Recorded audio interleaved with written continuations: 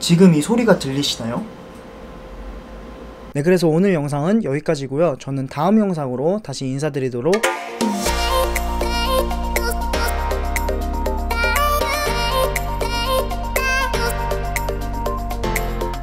현대리 여러분 안녕하세요, 현감독입니다. 드디어 택배가 도착했다고 합니다. 택배를 기다리는 것만큼 이렇게 설레는 순간이 또 있을까 싶기도 하는데 오늘 영상의 주제에 있어 이 택배가 정말 중요해서 계속 기다리고 있었어요. 무슨 소리인지 잘 이해가 안 가실 것 같은데 바로 택배를 찾으러 가보죠. 갑시다.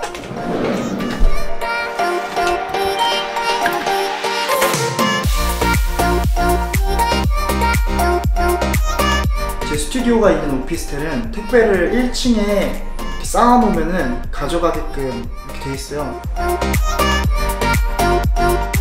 이왕 내려왔으니까 커피 한 잔을 사갑시다.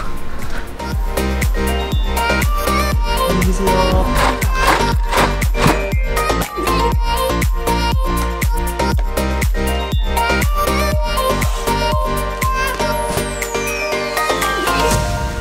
지금 이 소리가 들리시나요?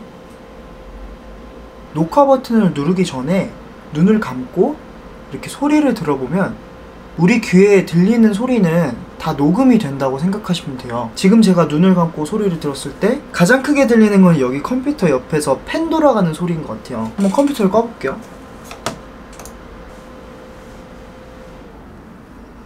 네, 이 펜 들어가는 소리를 일단 껐고 그 다음으로 귀에 들리는 소리는 저 에어컨 바람 소리인 것 같아요.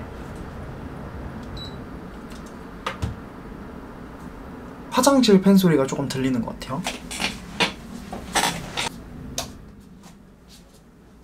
이제 소음이 조금 사라진 것 같죠? 이전보다는 확실히 명확하게 주변 소리와 제 목소리가 구분이 되는, 소리가 됐건 조명이 됐건 카메라 앵글이 됐건 가장 발전할 수 있는 방법은 지금 내 상황이 어떠한가, 내가 지금 경험하고 있는 문제점들이 어떠한 것들인가를 파악하는 게 가장 중요하다고 생각을 해요. 아무리 비싼 수음이 정말 잘 되는 마이크를 샀다고 할지라도 내가 기존에 경험하고 있던 문제점들을 해결하지 않으면 음성 퀄리티가 높아지기 어렵다는 뜻이죠. 그래서 음성과 관련돼서 제가 경험하고 있는 문제점들을 몇 가지 짚어보자면, 컴퓨터 소리라던가 냉장고 소리, 팬 소리, 에어컨 소리, 이런 식으로 통제가 가능한 소리들은 조금 통제를 해주면 그 문제점은 해결이 되겠죠. 또 제가 경험한 두 번째 문제점은 뭐였냐면 이 물리적인 마이크와 저와의 이 거리예요.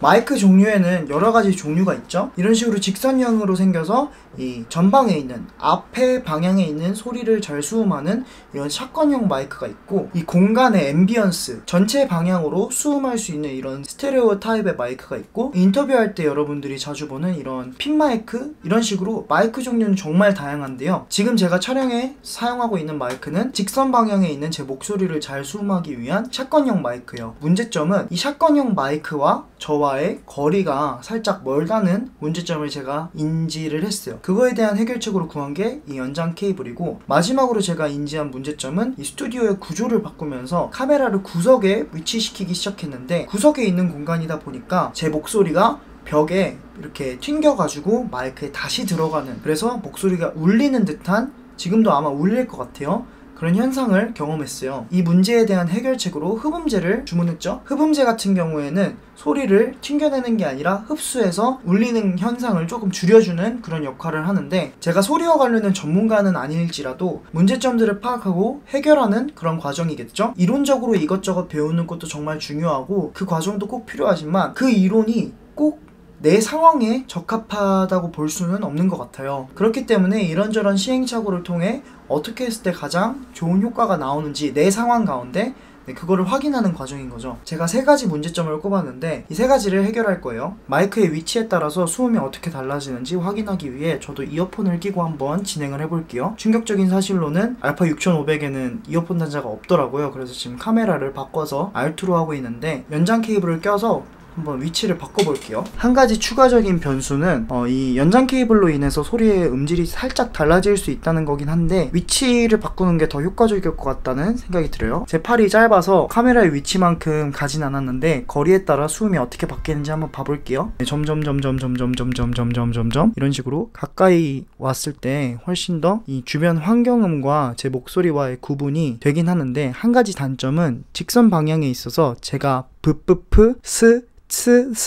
이런 시찰음이나 이런 파열음 맞나요? 국어 시간 때 옛날에 배웠었는데 다 까먹었어. 이런 걸 할 때는 약간 피크가 뜨고 귀가 아플 수 있다는 그런 단점이 있을 것 같아요. 그리고 또 하나의 단점은 화면에 보이겠죠. 당연히 이 정도로 가까이 있다면. 그런데 확실히 아까보다는 제 귀로 그냥 지금 들었을 때는 주변 잡음보다 훨씬 뚜렷하게 제 목소리가 구분돼서 나오는 듯한 느낌이 있습니다. 내렸을 때는 제가 느끼기에는 약간 답답한 소리가 직접적으로 들어가는 게 아니라 벽에 튕겨서 들어오는 소리가 같이 들어가는 느낌이 조금 있어요. 근데 방향을 조금 더 제 입 쪽으로, 목 쪽으로 하게 된다면 제 목소리가, 그리고 바람이 바로 직접적으로 나오지 않기 때문에 제 목소리가 수음이 잘 되겠죠. 이런 식으로 이렇게 마이크를 차는 게 이제 핀 마이크, 이 마이크는 아니긴 하지만 핀 마이크를 찰 때도 그래서 방향이 되게 중요한데 꼬아서 차잖아요. 근데 그 마이크의 방향이 목을 향해야 목소리가 잘 수음이 된다는 점, 이렇게 달거나 이렇게 달았을 때는 상대적으로 목소리가 확실하게 녹음되지는 않는다는 점. 아무리 비싼 마이크를 쓰더라도 내가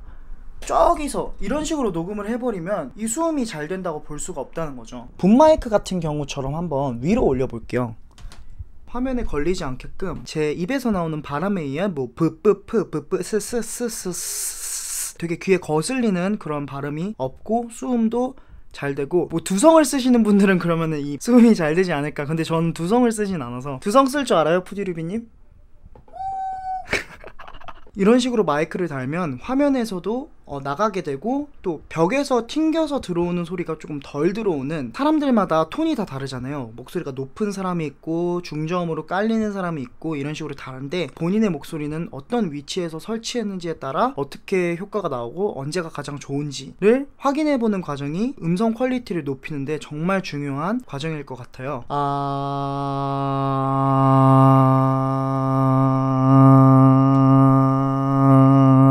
여기 코네. 나는 마이크 방향을 입이 아니라 코를 향해야겠다.